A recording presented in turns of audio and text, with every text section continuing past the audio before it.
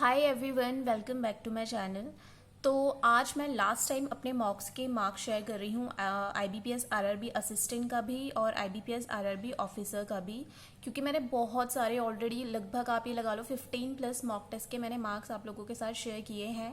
और daily daily एक ही type का वीडियो बना बना के मुझे भी बहुत आई गेट बोर्ड। और ऐसे में फिर मुझे लगा आज मैं एक लास्ट वीडियो बना देती हूँ, जो भी मैंने मॉक दिया था कल, तो मैं उसके मार्क्स शेयर कर देती हूँ आप लोगों के साथ। तो चलिए फिर सबसे पहले स्टार्ट करते हैं आईबीपीएस आरआरबी असिस्टेंट से। तो ये मैं आपको दिखा रही हूँ कि मैंने इसके काफ़ी सारे मॉक दे दिए हैं और मैंने इसका कल दिया था मॉक नंबर 19। तो मैं ऐसे आपको यहीं पर दिखा दूंगी, पूरा ओपन अप नहीं करूंगी। तो इसमें मैंने ना 65 अटेम्प्ट किए थे और 95 मेरी एक्यूरेसी थी, 61.25 था मेरा स्कोर। ठीक है, ये है mock number 19 IBPS RRB assistant का। ओके। और मैं अपने स्कोर से सेटिस्फाइड नहीं थी, क्योंकि मुझे लग रहा था जैसा प्री का लेवल होना चाहिए वैसा ये है नहीं। तो मैंने क्या किया फिर, होता है ना जब आप इस तरीके की मॉक देते हो तो थोड़ा सा डीमोटिवेट हो जाते हो, क्योंकि आप ना तो अच्छा अटेम्प्ट कर रहे हो और ना ही अच्छा स्कोर आ रहा है, even the accuracy was not so good. और फिर मैंने क्या किया, ये जो आरआरबी असिस्टेंट के प्री सेक्शुअल मॉक होते हैं, मुझे लगा मुझे ये ट्राई कर लेना चाहिए। बिकॉज अगर ये जो सेक्शुअल मॉक हैं, अगर इनका लेवल इन वाले मॉक टेस्ट से इजी हुआ, मतलब नॉट सो इजी, मतलब मॉडरेट लेवल का हुआ, तब क्या पता मेरे इसमें अच्छे आ जाए और थोड़ा मुझे अच्छा भी फील हो।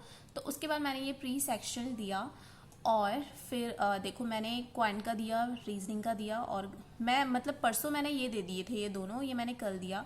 तो मैं आपको दिखाती हूँ, जस्ट वेट अ मिनट। ये आप देख सकते हो, ये क्वांट का है, मैंने इसमें 39 अटेम्प्ट किया था और मेरे 38 इसमें राइट है।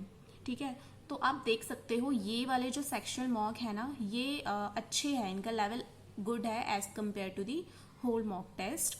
और फिर जब मैंने रीजनिंग का दिया तो रीजनिंग में मैंने 34 अटेम्प्ट किए थे और वहाँ पर तो मेरे रीजनिंग इवन 30s में भी अटेम्प्ट नहीं हो पा रहा था। और फिर कल मैंने फिर से क्वांट का दिया और उसमें मैंने 35 अटेम्प्ट किए। तो मैं ये कहना चाहूँगी, अगर कोई फुल मॉक टेस्ट नहीं देना चाहता तो वो ये सेक्शुअल मॉक दे सकता है। जो सेक्शुअल मॉक है ना, इनका लेवल बहुत अच्छा है। और अब से फिर मैं फुल मॉक टेस्ट नहीं दूंगी। मैं क्या क्या करूँगी, 2 सेक्शन दूंगी क्वांट के और 2 सेक्शन दूंगी रीजनिंग के। और जो मेरा एग्ज़ाम है ये 13 को है, मेरा सेकेंड शिफ्ट है।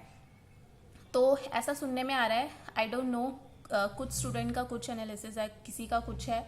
तो मेरी एक फ्रेंड है, तो वो लास्ट 2 ईयर्स से प्रिपेयर कर रही है। तो लास्ट 2 ईयर में उसने जब भी आरआरबी असिस्टेंट का दिया था तो वो हमेशा 74-75 उसके अटेम्प्ट थे।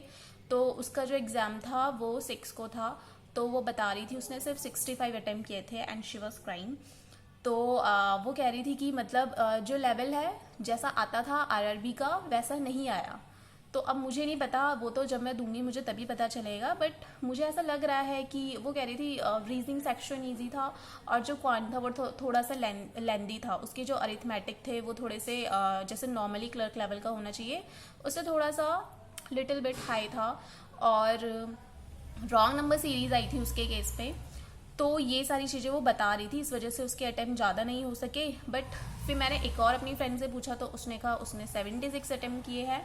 तो वही है, डिफरेंट लोगों का डिफरेंट नंबर ऑफ अटेम्प्ट गया है और ये शिफ्ट पे भी काफ़ी हद तक डिपेंड करता है। क्योंकि जो शिफ्ट होती है, अगर मैं खुद कहूँ, मैं कई बार इस चीज़ का शिकार हो चुकी हूँ नॉर्मलाइजेशन का। और आईबीपीएस का जो नॉर्मलाइजेशन होता है, मैं हमेशा कहती हूँ बहुत ही बकवास तरीके से होता है। जो प्रोसेस है ये बहुत ही वर्स्ट है इनका, पता नहीं, आई डोंट नो किस बेसिस पे नॉर्मलाइजेशन करते हैं, किस शिफ्ट के अकॉर्डिंग करते हैं। क्योंकि मेरी जो शिफ्ट होती थी वो हमेशा टफ होती थी और टफ के अकॉर्डिंग भी ये लोग मुझे हमेशा गंदे मार्क्स देते थे। अब हो सकता है मेरी जो एक्यूरेसी है वो एक्यूरेट ना रहती हो, बट फिर भी अगर किसी की एक्यूरेसी मतलब ये खुद सोचने वाली बात है, अगर किसी के 2 रॉन्ग हो जाए, 3 रॉन्ग हो जाए, तो उसमें ये तो मतलब नहीं होता ना आप सीधे सीधे उसके 10 मार्क्स डिडक्ट कर लो। तो इस तरीके का कुछ नॉर्मलाइजेशन होता है जिससे मेरा खुद भी हेडेक होने लगता है। क्योंकि एक तो इंसान इतनी मेहनत करके जाए वहाँ एग्जाम देने, अब हमारी शिफ्ट अगर इजी आ गई, किसी और की टफ आ गई, तो उसमें हमारा क्या कसूर है। और अगर मेरी हार्ड आई है उसकी ईजी आई है, तो ईजी वाले के क्यों मार्क्स काट रहे हो। तो इस तरीके का कुछ नॉर्मलाइजेशन होता है जो कि मुझे बहुत ही बकवास लगता है। तो मेरा ये मानना है, भले ही आप एक दिन एग्जाम रखो, भले ही कितनी शिफ्ट भी रख लो, लेकिन ये जो बार बार जो ये अलग अलग डेज में अलग अलग शिफ्ट रखते हैं ना, क्योंकि इनका लेवल तो सेम रहता नहीं, किसी शिफ्ट में कम, किसी शिफ्ट में ज़्यादा, किसी में रॉन्ग, किसी में मिसिंग। तो अक्सर लोगों को लगता है कि जो रॉन्ग नंबर सीरीज होती है उनमें क्या मतलब ऐसा क्या है कि वो जल्दी नहीं हो पाती। तो मैं एक चीज़ कहना चाहूँगी, जो रॉन्ग नंबर सीरीज होती है ना, तो उन्हें फाइंड आउट करने में उसमें क्या रॉन्ग है उसमें थोड़ा सा टाइम लगता है। अगर आप नॉर्मल मिसिंग सीरीज करोगे ना, अगर वो जस्ट सपोज अगर आप एक मिसिंग सीरीज 1 मिनट में कर रहे हो एक, तो जो रॉन्ग नंबर सीरीज है ना ये आपका 1 मिनट 25 सेकेंड लेगा। और ये चीज़ हकीकत है, इसमें इतना टाइम लगता ही है। तो ऑब्वियस ही बात है नॉर्मलाइजेशन तो अब होगा, क्योंकि किसी में मिसिंग आई है, किसी में रॉन्ग आई है, किसी में जो अरिथमेटिक के थोड़े से क्वेश्चन है वो थोड़े से अप लेवल के हैं। तो कोई कह रहा है किसी का क्वांट का सेक्शन इजी था, तो किसी का रीजनिंग का सेक्शन टफ था। तो अब जब मेरा 13 को होगा, मेरी सेकंड शिफ्ट है, तो मैं आपको बताऊंगी कि मेरा कैसे गया। लास्ट ईयर जब मैंने दिया था उससे ये लेवल कैसा था, ऊपर था या नीचे था, वो तो अब जब मैं रियल एग्जाम दूंगी तभी मुझे पता चलेगा।